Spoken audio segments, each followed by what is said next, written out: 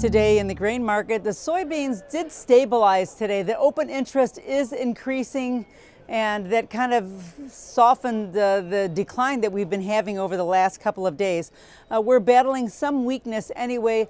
Also, there's some issues with that China virus, and that has some traders a little bit worried about which way to go on that. Now, that can really go either way with the markets right now, but Brazil, the Brazil supply expansion does have a few people concerned. I think that's a little bit why the market was moving a little bit lower. But there is some cautious optimism that the open interest buying could be indicate that we might be slowing down a little bit. But that's the best optimistic thing that we can get right now. And nothing's moving fast in any way. Specifically, especially with what's going on in Washington, D.C. So the market is kind of a little bit on hold. Now, corn was a little bit firmer today. The prices kind of stalled as we're waiting to see if there's any China action. You know, after the phase one signing, there really hasn't been a whole lot of purchases or anything to really stand by what we were expecting, that there was going to be China stepping in and going to be really taking some of our exports. That didn't quite happen right now, so we're holding on. Now the futures has been getting a little bit of a pop here and there, and actually just on Friday and even yesterday, we had the markets kind of like moving around quite a bit. Certainly a big wide range for corn as of late, but the futures are really eyeing that $4 mark. Can we get there? We're kind of crossing our fingers right now because the silence out of China has everyone a little bit worried.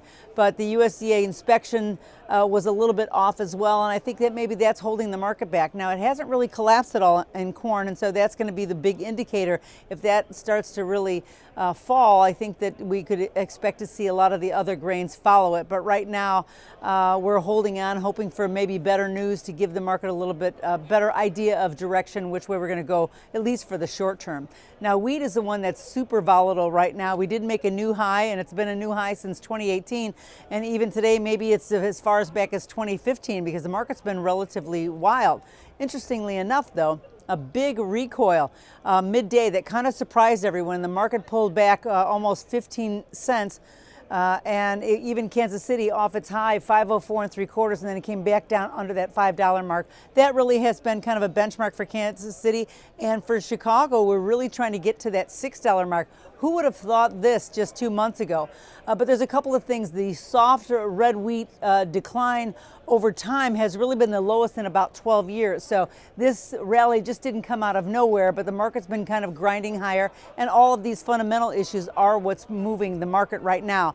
But even though we did have that big pullback today, I don't think that the rally is over yet. There's still other issues going on, especially globally. Those global price values are kind of underpinning our ability to start to do a lot more shipping. So with that in mind, we've become a little bit more competitive despite the fact that the U.S. dollar index is pretty strong. But overall, I think that the market still looks pretty good, and I think that we're going to have a little bit of jostling back and forth, at least for the short term.